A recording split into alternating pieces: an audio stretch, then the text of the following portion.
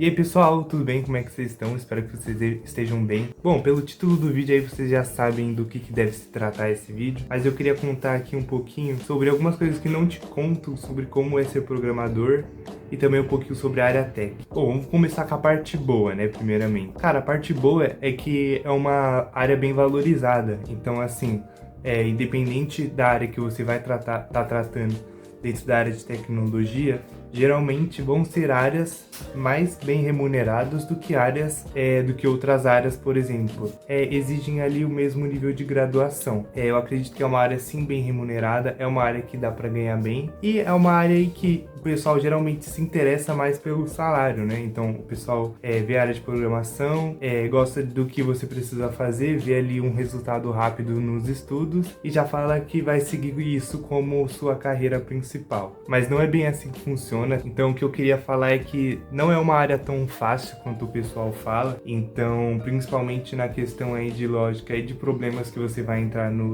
dia a dia. Então, cara, tem coisas assim que você só vai entender se você tiver uma certa experiência ou se você tiver aí dentro de uma empresa. Tem uns problemas que aparecem assim do nada e que muitas vezes você não sabe nem como começar a resolver e isso acaba se tornando muito estressante. Mas o cansaço que o programador sente, ou que o pessoal da área de tecnologia sente, é o cansaço mental que você muitas vezes não quer nem pensar em mais nada, você só quer parar e existir por um tempo. Então eu acho que é uma área bem estressante mentalmente, e se você não tiver uma mentalidade de calma, de vou resolver isso, vou ir pra cima, vamos aqui, e por partes, cara, você consegue enlouquecer facilmente, tá? Uma outra coisa que eu queria comentar também é que a porta de entrada já foi menor, então já foi sim muito mais fácil ser programador. Cara, na pandemia aí, quando a gente tava vendo o boom da tecnologia, que muita gente que era programador, inclusive, conseguiu ganhar salários assim absurdos que na época era inimaginável para uma pessoa de tecnologia, e teve gente que conseguiu dar grandes saltos aí na carreira, tanto como experiência, tanto como salário, né? Então, a época da pandemia foi o boom aí da tecnologia, e foi uma época que era muito fácil entrar. Eu, infelizmente, não consegui entrar nessa época. Eu entrei pós-pandemia, eu entrei no mercado de programação e eu vejo relatos de pessoas que entraram nessa época e falavam que às vezes com um cursinho ou alguns projetinhos assim, muitas vezes nem em faculdade precisava, então você fazia um cursinho ali, já entregava currículo e você já conseguia ali um emprego. Coisa que hoje em dia é muito difícil. Então o pessoal tá comparando, às vezes compara a entrada do mercado de trabalho como era alguns anos atrás. Isso já passou. Hoje em dia já se estabilizou ao normal. Então muita gente que viu as vagas de tecnologia que tinha naquela época acha que vai ter a mesma oportunidade de agora. Então fica, cara, como que tinha um monte de vaga quando eu comecei a estudar e agora que eu tô terminando minha faculdade, eu quero entrar e eu não consigo. Porque era um cenário diferente, era um mercado diferente. E antes não era o normal. Aquilo que vocês achavam que era o normal, que vocês viam como muita vaga, achando que aquilo ali era normal, aquilo não era normal. Aquilo ali realmente estava fora do normal, o nível de vagas, de pessoas, buscando profissionais, enfim. Foi uma época diferente, uma época de ouro pro mercado de programação, né? Quem conseguiu aproveitar aí que se deu bem. E seguindo nessa linha de raciocínio, né? Hoje em dia, o mercado exige muita experiência. Então, acaba tendo uma barreira maior ali para pessoas que querem entrar na área. E isso é o comum dentro dessa área. Então, antigamente o pessoal não pedia experiência quando estava em uma vaga de júnior, por exemplo. E hoje em dia, mesmo sendo uma vaga de júnior ou sendo uma vaga ali mid-level mais para começo de carreira, eles pedem experiência. Então, cara, eu acredito que subiu aí um pouquinho a barra do normal para a entrada de carreira. E até pessoal que já é mais velho na área, que já está há mais tempo na área, comenta que realmente está difícil entrar na carreira, porque tem pouca vaga de júnior. E as vagas que eles querem pessoas com experiência, querem pessoas aí com mais de 4 anos de experiência, que é uma coisa assim, que não dá pra se imaginar dentro do mercado. Uma pessoa que entrou agora, tá começando com 4 anos de experiência, né? 4 anos de experiência já é pra nível pleno. Então, esse é uma das partes que o mercado de tecnologia, assim, ele não perdoa. E uma coisa que ele não perdoa também é se você parar de estudar. Meu caro, tudo bem, tem projeto legado, tem coisa que alguém vai precisar de manutenção que foi feito na década passada e, cara, isso normal, isso acontece.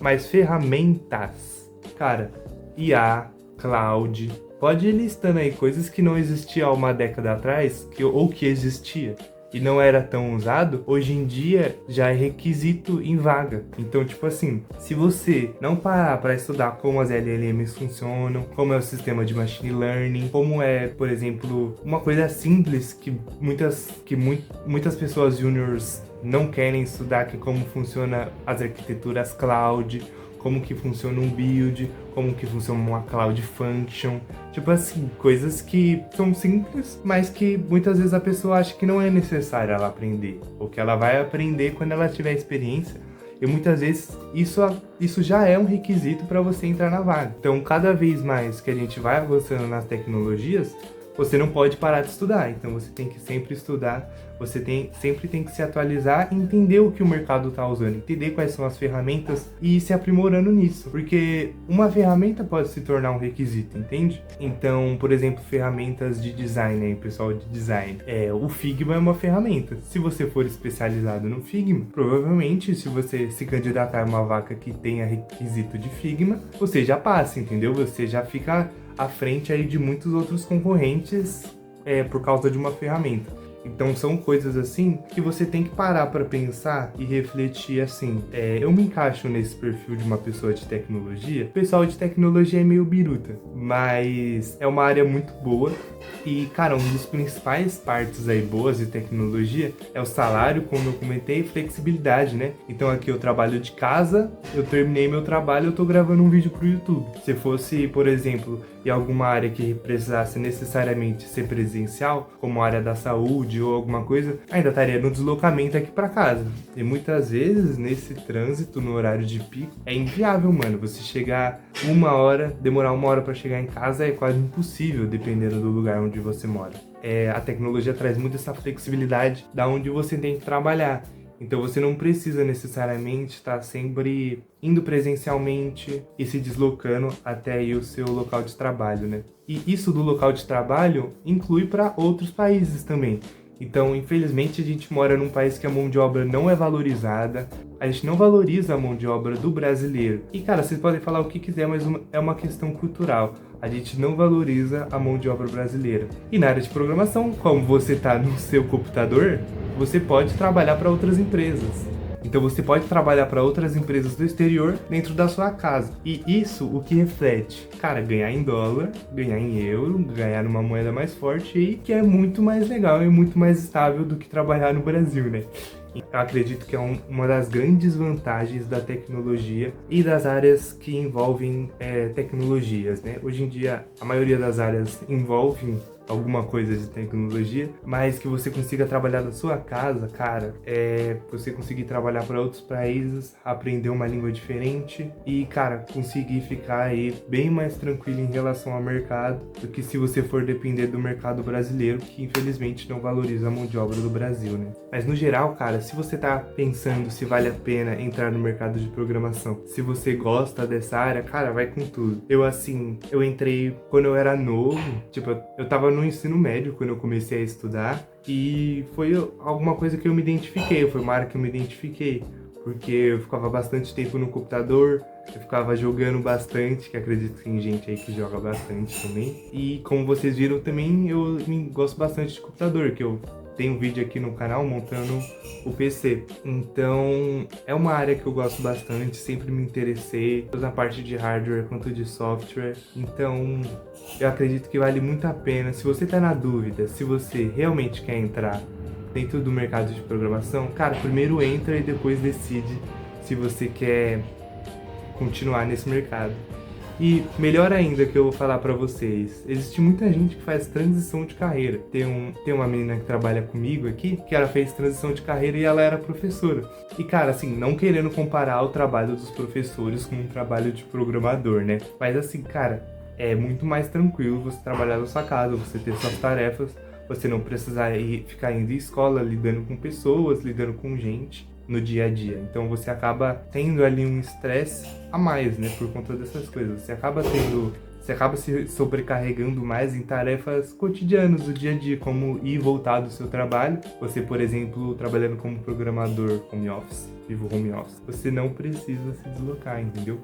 Uma coisa que eu queria contar para vocês também era sobre as áreas de tecnologia. Então, muita gente pensa que só a área como programador é a área de tecnologia, mas tem área de dados, tem a área de infra, tem a área de qualidade, tem a área de produto. Cara, tem muitas coisas aí que eu posso ir listando. Tem a parte de projetos, você pode trabalhar como freela, tem a área de design. Cara, tem muita coisa aí que envolve tecnologia e eu queria mostrar pra vocês. Porque geralmente quando eu falo tecnologia, o pessoal só pensa em programação. E não é isso que eu quero trazer pra vocês. Eu quero trazer basicamente sobre áreas diversas aí da tecnologia, que é muito grande, né? Então, quando a gente fala em TI, o pessoal pensa primeiramente como programador, mas existem muitas áreas aí que são até mais interessantes, que eu acho mais interessantes do que área de programação. Fico devendo aí um vídeo pra vocês, que eu vou trazer logo, inclusive. Mas basicamente é isso aí, pessoal. Tamo junto. Se você gostou aí, dá uma forcinha aí, se inscreve, dá o like. Tô mudando um pouco o formato dos vídeos aqui. Trouxe bastante coisa sobre computador, mas acredito que agora eu vou focar nessa área de tecnologia que é o meu dia a dia e é o que eu senti vontade de conversar. Então, eu senti a vontade de conversar com isso sobre as pessoas e o melhor lugar para postar isso, acredito que é o YouTube, né? É nóis, valeu!